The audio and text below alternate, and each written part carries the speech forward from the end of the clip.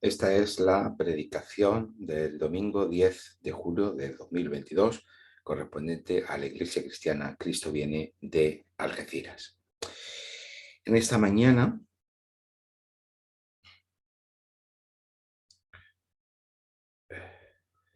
vamos a comenzar una serie de explicaciones sobre la segunda carta de Pablo a los Corintios. El pasaje de hoy es el capítulo 1, versículos 1 al 11. Como hago últimamente, no lo voy a leer para no alargar el vídeo. Podéis pararlo aquí en este momento, leerlo por vuestra cuenta en vuestra Biblia y después retomar el vídeo. La semana pasada hablamos de algunas de las formas de vida de la Iglesia que anticipan la realidad de la nueva creación. Decíamos, marcábamos estas formas de vida como la celebración gozosa, la búsqueda de la belleza, de la bondad, de la justicia y de la verdad. Hoy vamos a hablar sobre otra forma de vida coherente con la nueva creación, que es la esperanza.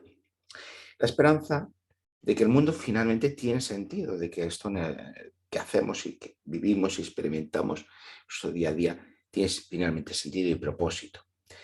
Esa esperanza nos proporciona la base sobre la que afrontar los problemas de nuestra vida cotidiana y nos proporciona consuelo en los momentos de dificultad.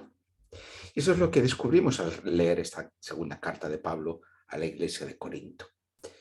El propio Pablo refiere el contexto de la carta cuando dice en el versículo 8 de este capítulo 1 que quiero, hermanos, que tengáis cumplida información de las dificultades por las que he tenido que pasar en la provincia de Asia. Esta región de Asia es la que conocemos hoy como Turquía. Esta zona, cuando se habla de Asia Menor en este mundo antiguo, pues es esa zona geográfica que hoy es el país de Turquía. Y atendiendo al relato de los hechos en el capítulo 19, versículo 1, leemos lo siguiente: durante la estancia de Apolo en Corinto, Pablo estuvo recorriendo las regiones interiores del Asia Menor, cuando finalmente llegó a Éfeso. Y entonces el capítulo 19 nos relata precisamente lo que ocurrió en Éfeso, en este recorrido por las regiones del Asia Menor. Eh, por lo tanto, es muy probable que las dificultades a las que Pablo se está refiriendo en esta segunda carta de los Corintios tenga que ver con esos acontecimientos que se nos describe en el capítulo 19 del libro de los Hechos, durante su estancia en Éfeso. Por eso estamos en un momento de la vida de Pablo que es anterior a las circunstancias que acompañaron a Pablo mientras escribía su carta a los filipenses. Por lo tanto, digamos, estamos en un momento previo a la carta de los filipenses, ¿no? En esta carta a los Corintios hay un contraste muy fuerte con la carta a los filipenses. Cambia el tono de la carta, lo que Pablo dice. Es muy interesante estudiar, y por eso hemos traído las dos cartas juntas, esas dos cartas en contraste, porque se complementan muy bien, ¿no? Porque nos permiten equilibrar ambas. Una equilibra lo que se dice en la otra, ¿no? Una equilibra el tono y la perspectiva de la otra. Terminamos la semana pasada con un llamamiento de Pablo a los filipenses, a la celebración gozosa y a la alegría, con formas de vida de la Iglesia. Sin embargo, las palabras de Pablo a los Corintios tienen un tono, como digo, completamente distinto. Ya dijimos el domingo pasado que Pablo no era un iluso ni un utópico y que su apelación a una vida gozosa no estaba al margen de las dificultades de la vida diaria. Esto es lo que encontramos aquí de manera visible y patente. Pablo es consciente, en primer lugar, de que la fuente del consuelo en medio de las dificultades es el Señor y su misericordia, como vemos en el versículo 3. Así comienza esta carta, alabando y bendiciendo a Dios, con palabras de Pablo, porque siempre consuela. Por lo tanto, Dios es la fuente de todo consuelo. Dios y su misericordia es la fuente de todo consuelo. No obstante, algo que a mi juicio resulta muy importante es que ese consuelo que viene de Dios no es un consuelo superficial, tampoco es un escapismo, no es un paliativo, no es un adormecimiento, no es un consuelo temporal. En nuestra sociedad se nos enseña que toda enfermedad puede ser curada, o nos crea la expectativa, mejor dicho, se nos crea la expectativa de que toda enfermedad puede ser curada y que todo problema puede ser resuelto. En el fondo sepamos que no todo puede ser resuelto y que no toda enfermedad va a ser curada, pero en principio se nos crea esta expectativa, debido pues, al progreso tecnológico y científico y de la medicina y tal. Y esto está muy bien, pero digo, albergamos esta expectativa, ¿no? Hay toda una cultura de la superación, del logro, del éxito, asociado incluso a la salud, al bienestar, como al resto de áreas de nuestra vida diaria. Eso significa que la enfermedad es irreversible, que las situaciones de dependencia o que situaciones inesperadas como un accidente o una muerte que no estaban en nuestra agenda, porque quizás era una persona joven, no tocaba, no llegaba, no era el momento, se iban con una sensación de fracaso muy profundo. Huimos del sufrimiento, del dolor y de la muerte, así como de la enfermedad y de la vejez. Todas estas situaciones en nuestra sociedad huimos, se quedan arrinconadas, como en cuarentena. De ahí que hayamos convertido hoy en día la salud, la alimentación o el deporte en caminos de salvación. Parece que si haces determinadas cosas, vas a vivir más, vas a vivir mejor. En fin, se convierte en caminos de salvación, cuando se convierte en fines en sí mismos. Por eso cuando escuchamos la palabra consuelo en esta carta de Pablo, nos puede sonar a resignación, a un alivio momentáneo, ya que no queremos sufrir, no queremos ser conscientes de nuestra propia muerte, pues bueno, claro, como un consuelo, bueno, si algo que, como ese paliativo, como esa pastilla, ese adormecimiento que nos deja, ¿no? Suspenso, ese dolor que tenemos. Pero esto no es de lo que habla Pablo. El consuelo de Dios, del que habla Pablo, no es una evitación del sufrimiento o de las dificultades. La idea no es que Dios nos vaya a ahorrar que pasemos por situaciones de dificultad. Muchos cristianos precisamente esperan eso, que la fe en Dios les prevenga de según qué cosas ocurran en su vida. Por eso cuando esas cosas son las que precisamente ocurren en su vida, les producen mucho desconcierto. Incluso les llevan a crisis de fe. Se suponía que no me iba a ocurrir esto si yo creía en Dios. La cuestión es qué Biblia están leyendo, porque la Biblia nunca nos transmite esa idea. En lugar de ser guiados y configurados por el mundo de significado de las Escrituras, estamos siendo configurados por la cultura del éxito y del bienestar de nuestra sociedad contemporánea, capitalista y consumista. Siempre bien y siempre mejor. Parece que el cristiano siempre tiene que estar bien y siempre tiene que ir a mejor. Pero ese triunfalismo no es una promesa propia de la vida cristiana. Por el contrario, Pablo nos dice que Dios, versículo 4, nos conforta en todos nuestros sufrimientos. Dios nos conforta en todos nuestros sufrimientos.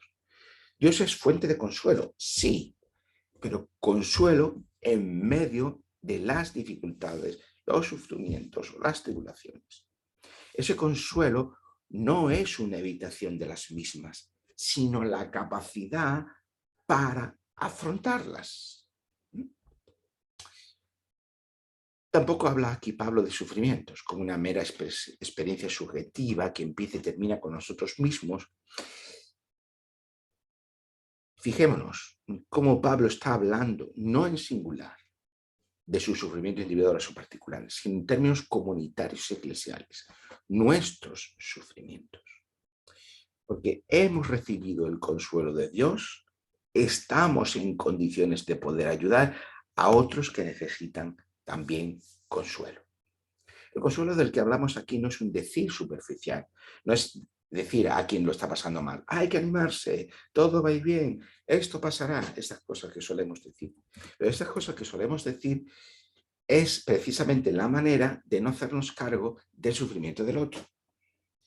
El que nosotros mismos hayamos experimentado una situación similar, es la que nos capacita para poder consolar a otros.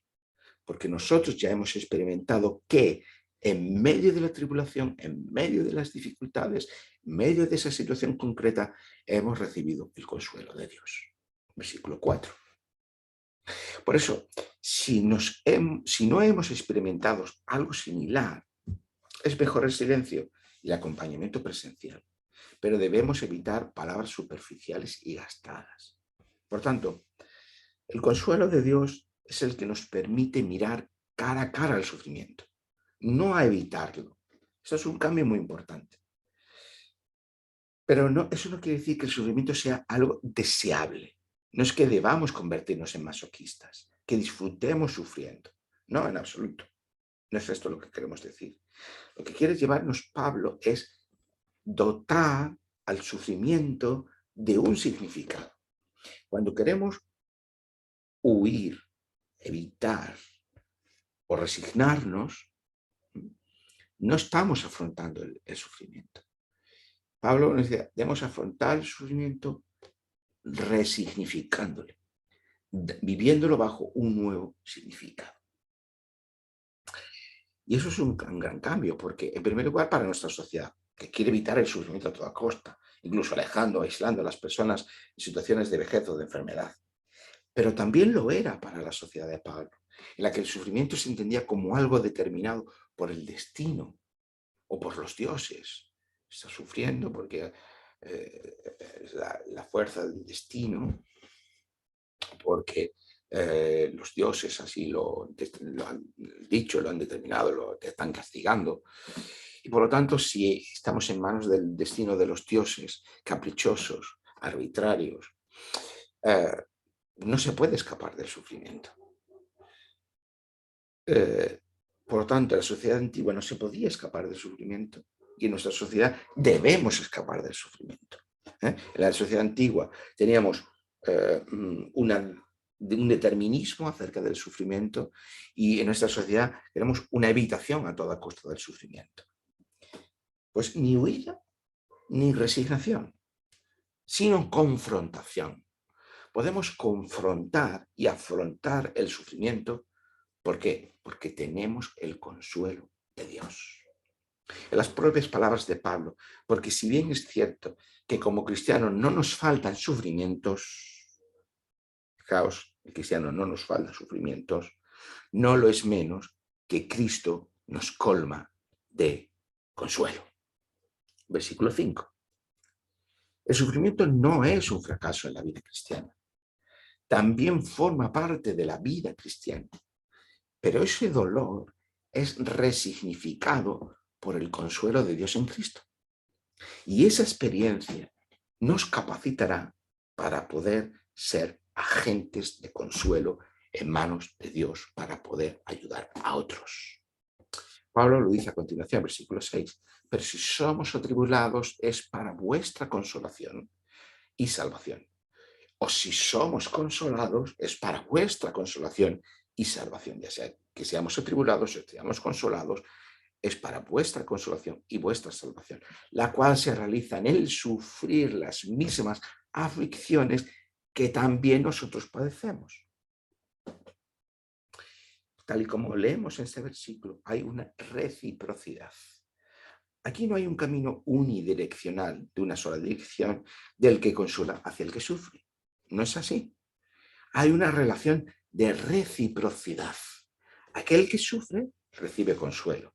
El que consuela también recibe consolación por ese acto de consuelo, pero también el que consuela participa del sufrimiento del que padece. Por lo tanto, hay una reciprocidad, hay una transferencia del sufrimiento y hay un consuelo compartido. Por eso es tan difícil, vivimos tanto del sufrimiento, o del acompañamiento, o del consuelo, porque no se trata de palabras vacías que pongan distancia entre nosotros, sino de hacernos cargo del sufrimiento de otros para que todos podamos experimentar el consuelo que viene de Dios.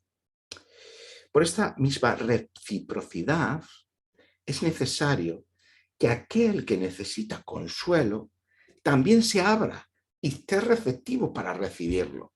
Porque ocurre que hay muchas personas que sufren, pero que están encerradas sobre sí mismas. Quiere que alguien les consuele, pero no están dispuestos a abrirse a los otros. Y eso solo cronifica su dolor.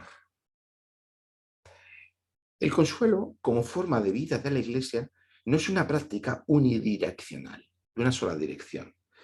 Estamos muy acostumbrados en nuestra cultura a que esa práctica consoladora se haya profesionalizado en la figura de psiquiatras, psicólogos, terapeutas, paraterapeutas, coaches varios. Incluso la práctica pastoral en muchas ocasiones, hoy en día, se asimila a esta visión profesionalizada y unidireccional psicologizante de nuestra sociedad. Y se espera que el pastor actúe de esa manera. Sin embargo, la pastoración o la pastoral es una práctica o una forma de vida de la Iglesia, no solo del pastor. Esa forma de vida de la Iglesia, que es la pastoración, se convierte en un compartir recíproco, tanto del consuelo que recibimos de Dios como del sufrimiento que experimentamos. Os dice Pablo nuevamente en el versículo 7, por cuanto sabemos que si compartís nuestros sufrimientos, habréis de compartir también nuestro consuelo. O dicho en otra versión, como sois compañeros en las aflicciones, también lo sois en la consolación. Hay un compartir, ya sea el sufrimiento, ya sea el consuelo. Hay una reciprocidad. Pero para experimentar eso, debemos comportarnos como iglesia, no como individuos. No es que como individuo yo experimento dolor y espero que alguien me consuele, sino que como iglesia experimentamos y compartimos el dolor y también experimentamos y compartimos el consuelo que viene de Dios.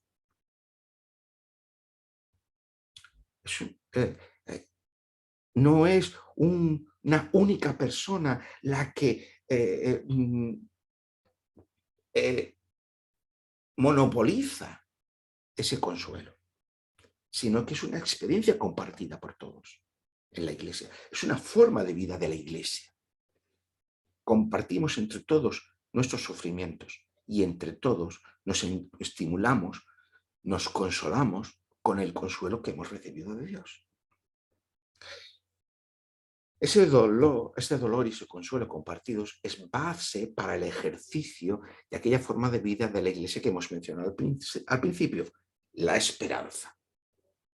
Como dice Pablo, hay esperanza en la práctica de poder compartir dolor y consuelo todos juntos. Versículo 7, ¿no? Esta es mi esperanza, dice Pablo, en que yo sé que vais a compartir mi dolor y vais a compartir el consuelo. Esa es la esperanza que el propio Pablo ha perdido en un momento determinado de su vida, cuando precisamente ha estado centrado solo en sí mismo. Dice, versículo 8, me vi abrumado de tal modo y tan por encima de mis fuerzas que hasta perdí la esperanza de seguir viviendo. Bueno, son palabras fuertes aquí de Pablo. Y es que el estrés, cualquier situación llevada al extremo, nos puede hacer perder la esperanza. A Pablo le ocurrió, a nosotros también nos puede ocurrir. Debemos estar prevenidos para ello. Sin embargo, en esa situación extrema, Pablo pudo aprender algo. Dice el versículo 9, eso me enseñó a no confiar en mí mismo. Fijaos, qué interesante esto, ¿no? Hemos visto antes cómo Pablo nos está hablando de un compartir el sufrimiento comunitariamente entre la iglesia, incluso entre distintas iglesias o entre distintas personas que no están conviviendo en un mismo espacio geográfico, en un mismo espacio local. Por contraste, él ha experimentado que ha perdido la esperanza cuando ha confiado solo en sí mismo, cuando ha estado encerrado en sí mismo, cuando ha perdido precisamente en primer lugar la confianza en Dios. Eso me enseñó a no confiar en mí mismo, dice Pablo, sino en Dios que resucita a los muertos, versículo 9. En esta situación en la que pierdo la esperanza, en la que ya no tengo más recursos que encontrar en mí mismo, es cuando caigo en la cuenta de que debo confiar en Dios que resucita a los muertos. Pero esa confianza en Dios lo que nos abre es a los temas, es a participar de la iglesia. Y en esa experiencia compartida de consuelo y de dolor, podemos retomar, podemos recuperar esa forma de vida que es la esperanza. Las dificultades por las que pasamos nos deben enseñar una cosa: a no confiar en nosotros mismos, a no encerrarnos en nosotros mismos, a no plegar velas y cortar puentes, a confiar en Dios y a dejarnos acompañar y acompañar a otros en la experiencia compartida, que es la iglesia. La forma de vida que constituye la esperanza tiene como base la resurrección de Dios, esto lo hemos dicho muchas veces ya, y la nueva creación. Porque cualquier situación por la que pasemos tiene un límite, que es la muerte.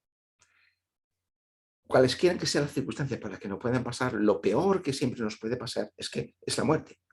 No hay, no hay un límite más allá de la muerte. Sin embargo, lo que nos dice la resurrección y la nueva creación, y la promesa de la nueva creación, es que la muerte ha sido vencida. La muerte ha sido vencida. Ese dicho popular que dice que todo tiene arreglo menos la muerte, en perspectiva bíblica es incorrecto. Todo tiene solución, incluso la muerte. La Iglesia anticipa parte de la nueva realidad, o de la realidad de la nueva creación, cuando no se deja vencer por el miedo a la muerte en cualquiera de sus formas, ya sea el miedo al fracaso, el miedo a la incertidumbre, el miedo a lo desconocido, el miedo a la falta de autonomía, el miedo a la independencia, etcétera, etcétera, etcétera, etcétera. Así que Pablo continúa su relato con esas palabras aventadoras del versículo 10. Fue Dios el que me libró de tan graves peligros de muerte y continuará librándome. Pues he puesto en él la esperanza de que así lo hará. Y por último, hemos hablado mucho en esta mañana de este cuidado mutuo de consuelo y sufrimiento. Esa experiencia compartida de sufrimiento y esa experiencia compartida de consuelo. Pero ¿cómo llevamos a cabo este cuidado mutuo? Pues Pablo nos dice en el versículo 11, por medio de la oración. Para ello contamos con vuestras oraciones a nuestro favor, y así siendo muchos los que interceden por nosotros, también serán muchos los que darán gracias por el don concedido a nosotros. Nuevamente, hay una experiencia compartida. Y el ámbito para ello, el espacio para ese compartir, tener esa experiencia compartida de consuelo y sufrimiento, es la oración. Y eso no es algo fácil, porque no es algo mecánico, es algo que exige de nosotros apertura y receptividad. Cuando las cosas te van bien personalmente o individualmente, quizás no quieras llevar la carga de otro. Bueno, yo estoy bien porque ahora me tengo que hacer cargo de los problemas o las dificultades de otra persona. Y cuando es tu propia carga la que llevas, entonces, como hemos visto en Pablo, no debes encerrarte en ti mismo, no debes confiar solo en ti mismo, debes apoyarte en los demás. No hay lugar para llaneros solitarios en la iglesia. El espacio privilegiado para esa experiencia compartida de sufrimiento y de consuelo es la oración. Pero en la oración también hay lugar para el agradecimiento. Lo dice Pablo en ese versículo 11. También serán muchos los que dan gracias por el don concedido a nosotros. Hay lugar para el agradecimiento. Hay lugar para la alegría. Hay lugar para la celebración. Y con eso terminamos donde empezamos la semana pasada. La vida cristiana es una vida de celebración gozosa, dada la esperanza de la resurrección y de la nueva creación. En medio de las tribulaciones y las dificultades, también debería haber espacio para la celebración gozosa por medio de la oración, al compartir consuelo y esperanza. Y de esa forma, consuelo y la esperanza se convierten en esas formas de vida de la Iglesia. Que así sea.